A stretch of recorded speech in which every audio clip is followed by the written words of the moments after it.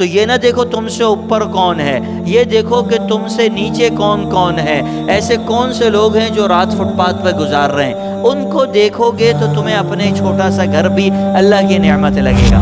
ان کو دیکھو کہ ایسے کون سے لوگ ہیں جن کے پاس رات کی روٹی نہیں ہے، ان کو جب دیکھو گے تمہیں اللہ کی نعمت یاد آئے گی۔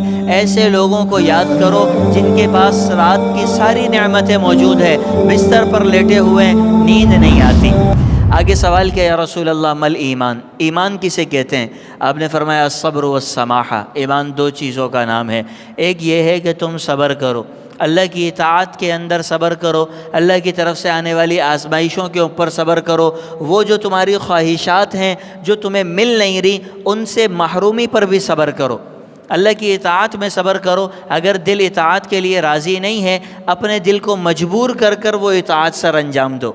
اسی طریقے سے اللہ کی طرف سے آنے والی آزمائشوں پر صبر کرو۔ کوئی بیماری نازل ہو گئی، کوئی نقصان ہو گیا، کوئی آفت آ گئی، کوئی پریشانی آ گئی، تو شور شرابے کا کوئی فائدہ نہیں، اللہ کی ذات پر صبر کرو، اللہ سے دعائیں مانگو۔ اور اسی طریقے سے وہ چیزیں جن کی تمہارے دل میں حسرت ہے، خواہش ہے، تم چاہتے ہو کہ یہ سب مجھے مل جائے، اب تک اللہ نے تم سے روک کے رکھا ہے، اس پر بھی صبر کرو۔ شکوے شکایات نہ کرو کہ فلاں کے پاس تو گھر ہے، فلاں کے پاس تو بنگلہ ہے، فلاں کے پاس تو ملازمین ہیں، اس کی فیکٹری اتنی بڑی ہے، اس کا کاروبار اتنا اچھا ہے۔ تم اور فلاں ایک کبھی نہیں ہو سکتے۔ انسان کی سب سے بڑی اور تباہی یہ ہے، سب سے بڑی بربادی یہ ہے، اس کے راحت اور سکون کے لیے اس سے زیادہ مہلک چیز کوئی نہیں کہ وہ اپنے راحتوں کو چھوڑ کر دوسروں کو دیکھنے لگ جائے۔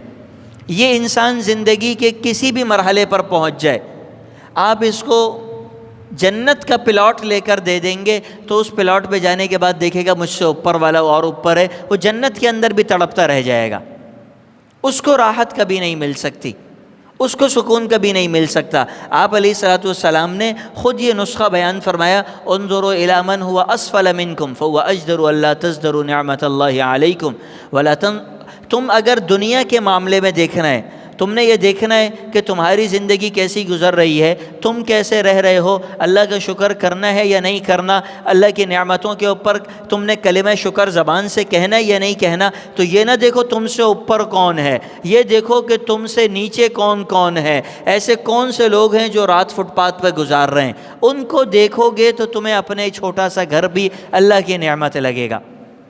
ان کو دیکھو کہ ایسے کون سے لوگ ہیں جن کے پاس رات کی روٹی نہیں ہے، ان کو جب دیکھو گے تمہیں اللہ کی نعمت یاد آئے گی۔ ایسے لوگوں کو یاد کرو جن کے پاس رات کی ساری نعمتیں موجود ہیں، بستر پر لیٹے ہوئے نیند نہیں آتی۔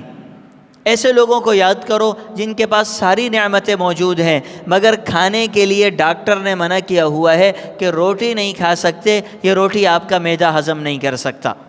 ایسے کئی افراد دنیا میں موجود ہیں، ایک نہیں ہزاروں افراد ایسے موجود ہیں دنیا کے اندر کہ جن کے پاس مال و دولت، وسائل کی فراوانی ہے، مگر جب ان کے آدمی قریب جاتا ہے تو پتہ چلتا ہے کہ ساری رات اس کی جاگتے ہوئے گزرتی ہے۔ اس کے نسبت وہ غریب، وہ مزدور بہتر ہے جو رات کو رومال اپنے سر کے نیچے رکھتا ہے اور سو جاتا ہے۔ ایسی دولت کا کیا فائدہ، ایسے مال کا کیا فائدہ جو مال انسان کو راحت نہ دے، جو مال انسان کو سکون نہ دے۔ اس سے بڑی تباہی اور بربادی کوئی ہو ہی نہیں سکتی کہ آدمی اپنے سے اوپر والوں کو دیکھے۔ اور اس کا نتیجہ کیا آتا ہے؟ اللہ کی نعمتوں کی ناشکری، اللہ کی نعمتوں کی ناشکری۔ اس آدمی کو سوچو جس کے ہاتھ نہیں کہ ہاتھ ٹوٹا ہوا ہے، تمہارے پاس ہاتھ تو ہے، ہمارے پاس ہاتھ تو ہے۔ اس کو سوچو جس کے پیر ٹوٹے ہوئے ہیں، پیر کٹ گئے تو ہمارے پاس پیر تو ہے۔ اس کو سوچیں جس کی آنکھیں نہیں ہیں، کیا وہ انسان نہیں ہے، وہ حضرت آدم کی اولاد نہیں ہے، یا ہم کوئی اللہ کے خاص مقرب بندے ہیں، ہماری عبادات بہت زیادہ ہیں، ہمارا تعلق مع اللہ بہت مضبوط ہے، کوئی چیز نہیں پائی جاتی۔ یہ صرف اللہ کا فضل ہے کہ اس نے ہمیں یہ نعمت دی ہوئی ہے، یہ اللہ کا فضل ہے کہ اس نے یہ نعمت دی ہوئی ہے کہ ہاتھ سے اٹھا کر منہ سے چبا کر کھا لیتے ہیں۔ اگر یہ نعمت اللہ چھین لے تو کوئی دوبارہ اس نعمت کو بحال نہیں کر سکتا۔ تو اصل ایمان یہ ہے کہ آدمی موجودہ چیزوں پر شکر کرے، اور جو نعمتیں اس سے نہیں ملی ہیں اس پر صبر کرے، ان کے پیچھے اپنے آپ کو ہلکان نہ کرے۔